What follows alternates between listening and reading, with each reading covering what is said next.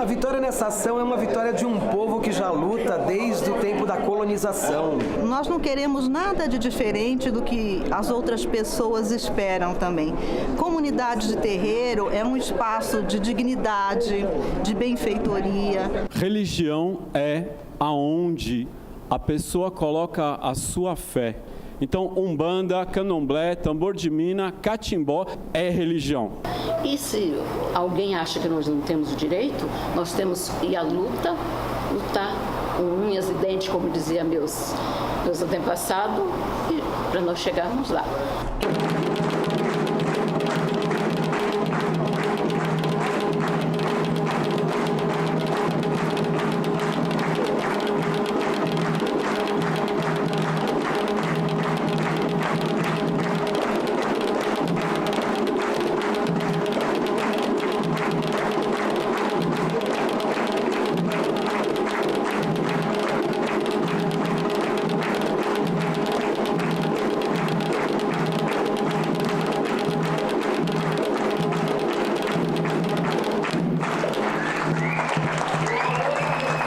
Olá, eu sou Cláudia Alexandre e essa é a voz das religiões afro. Eu estou aqui com o Dr. Edio Silva Júnior. Nós ouvimos um toque ao orixá Xangô, é isso? Pois é, Xangô foi citado no Supremo Tribunal Federal e foi muito bonito ver na fala dos ministros a citação ao Xangô. O símbolo de Xangô remete a um símbolo universal de justiça.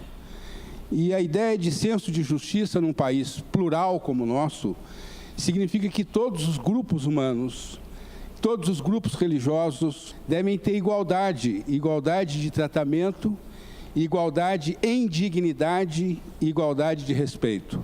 Portanto, todas as vezes que nós, povo de Axé, nos reunimos, que nós nos indignamos contra a injustiça, todas as vezes que nós denunciamos a intolerância religiosa, nós estamos reverenciando e estamos honrando o legado de Xangô.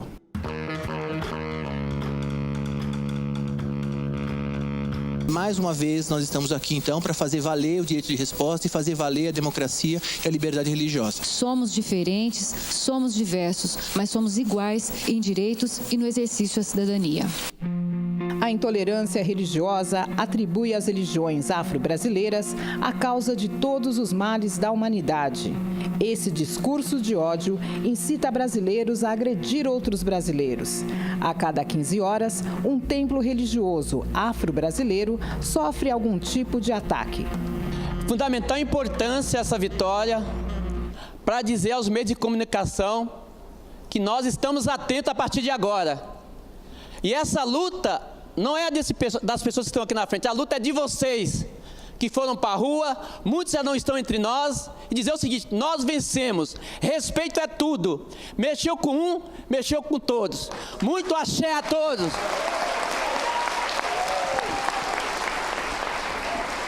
Em 2003, houve uma manifestação na Avenida Paulista de muita saudosa memória, e eu gostaria de saber, Paulo Mansur, quem esteve lá em 2003? Quem esteve lá? Olha que maravilha, o tanto de pessoas estiveram lá. E eu queria falar com mãe Carmen de Oxum. Queria ver minha mãe, primeiro de tudo, sua bênção. Segundo de tudo, o que a senhora achou daquele dia? Quais as lembranças que a senhora pode trazer para a gente daquele dia? As lembranças são extremamente fortes, me volta ao passado, me volta a sentir saudade de pessoas que lutaram bastante, que fizeram muito para que esse dia também acontecesse.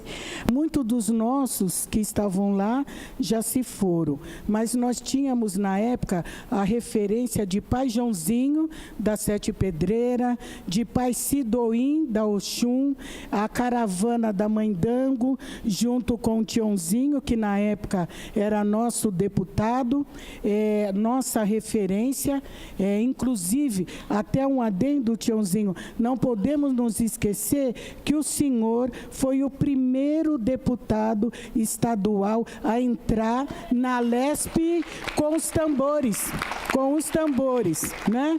Ficou na minha memória a perseverança do povo de Santo.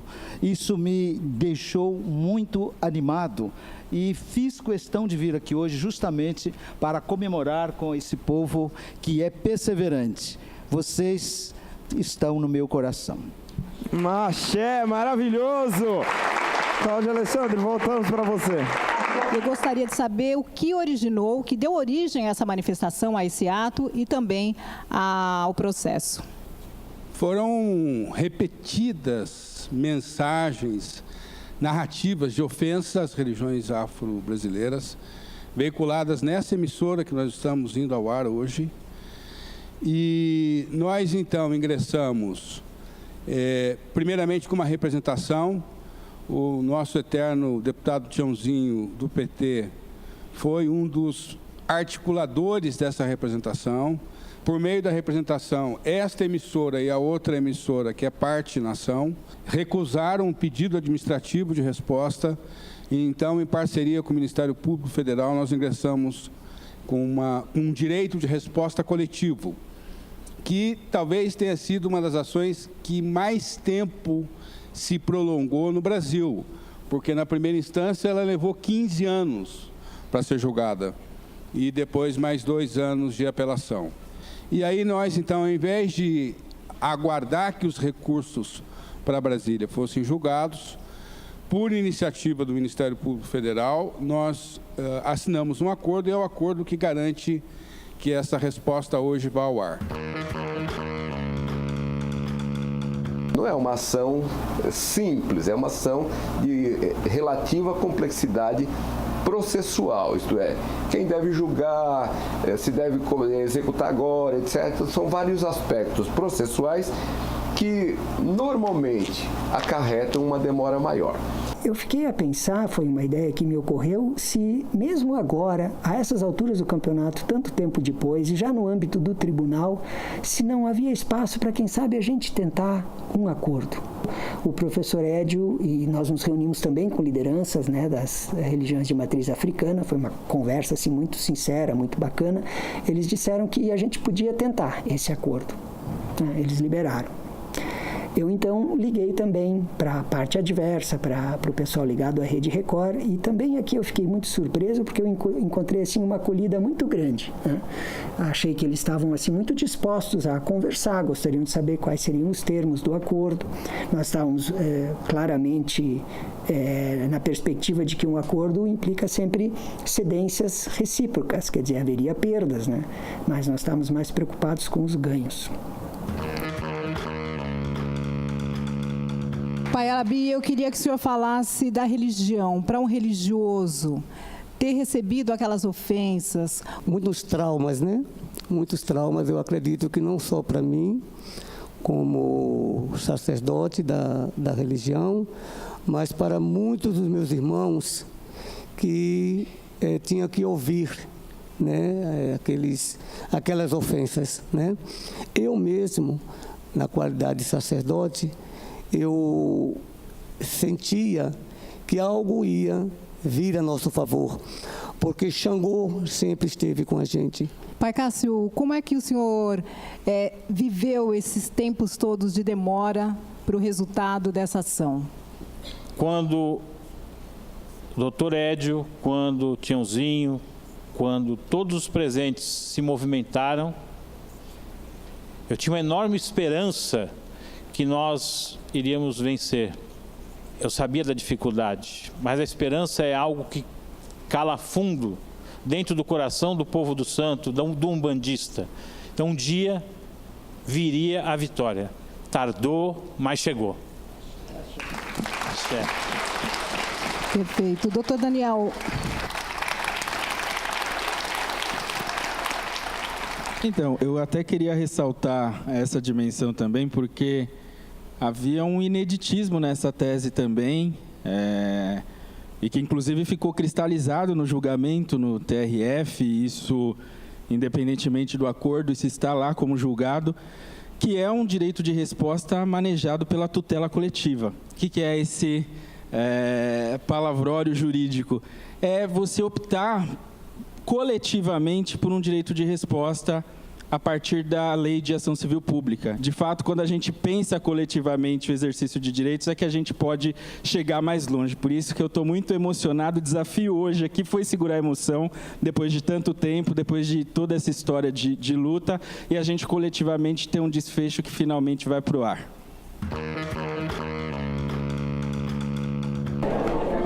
polícia corria atrás e descia o couro em quem era da Umbanda, do Candomblé, né? Nós não podemos retroceder nas conquistas, nos direitos.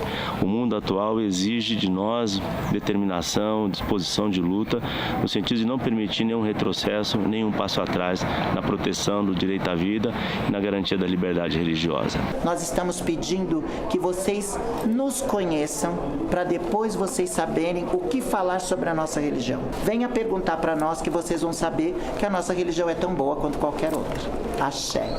Doutor Edio, havia alguma possibilidade de não ganhar a ação? Nós estávamos lutando contra emissoras poderosas que contratam bancos de advogados pelo país, não é? Que tem influência na política, que tem influência nos palácios do governo. E quem nós éramos contra esse poderio? Nós éramos pessoas que acreditavam na justiça, mas que os advogados nem de longe têm condições materiais e econômicas de fazer frente ao poderio que essas emissoras têm. Eu diria que foi uma luta de Davi contra Golias. A junção da pressão política do povo de Axé e a destreza dos advogados é que evitaram o não. Mas nós, com certeza, poderíamos ter morrido na praia, tanto que a ação na primeira instância levou 15 anos até ter uma sentença. Obviamente, a pessoa que não se sente contente com a decisão judicial de primeira instância sobe para o tribunal e assim sucessivamente. Nós achávamos que eles estavam dentro do direito, mas você veja bem, nós discutimos liminarmente 13 anos. Esse processo desceu da maior corte do Brasil, voltando para a primeira instância para julgar mérito. Mérito ganhamos também. Subimos para o tribunal, fizemos sustentação oral no Tribunal Regional Federal aqui de São Paulo, ganhamos também por votação unânime. Por votação unânime, foi assim um sucesso. E dali para cá achávamos que mais um recurso para mais alta corte iria demorar muito, porque esta ação é uma ação que diz respeito à nossa religião, a Umbanda e o Candomblé. Não é uma religião que não é um assunto de interesse da sociedade. Portanto, essa ação iria ficar lá um bom tempo. Então nós procuramos fazer um acordo, tá entendendo? E por fim a essa demanda. O que explica essa extensão, esse longo período de espera para essa solução, para que a gente esteja agora vivendo esse direito de resposta? As emissoras utilizaram todos os recursos processuais possíveis para postergar a decisão. O que determina esse resultado é a pertinácia, a pertinência, a insistência, a força do nosso povo. Quando o povo de Axé tomou o Tribunal Regional Federal, foi um dia histórico. O Pai Alabi vai lembrar que a presidente da 9ª turma, que é uma das desembargadoras federais mais antigas da casa, saiu da sua poltrona e foi no outro andar cumprimentar o povo de Axé. Eu achei muito interessante que a OAB, através das suas comissões, Comissão de Direitos Humanos mais especificamente, né, ela enviou um ofício pedindo autorização para que não só as mães, mas os pais de santos pudessem assistir devidamente paramentados de branco, né, uma forma de mobilização social.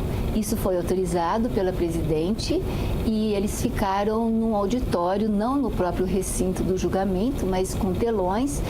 E foi um momento histórico, a gente considera isso como um movimento histórico, aqui no tribunal também, né? É interessante nesse processo que ele permite um enfrentamento de várias questões constitucionais, né? A liberdade de expressão, o direito à imagem, o direito à honra. Então, essa jurisprudência, esse julgamento pode impactar, sim, outros direitos constitucionalmente protegidos. A liberdade religiosa, a laicidade do Estado, né? O princípio da laicidade do Estado, é um princípio que surge logo depois da primeira Constituição republicana. Não se deixe abater pela opressão e lute pelo seu direito, porque ele está acima de tudo. O direito que você tem de professar sua fé, o direito que você tem de praticar o rito de sua fé, o direito que você tem de expressar a fé que você tem, ela é igual para absolutamente todos e ninguém pode impedir isso. Bom, eu vou perguntar para todos o que mais precisa ser feito para que a gente acredite sempre na justiça de Xangô. Cada vez mais a gente não pode deixar passar.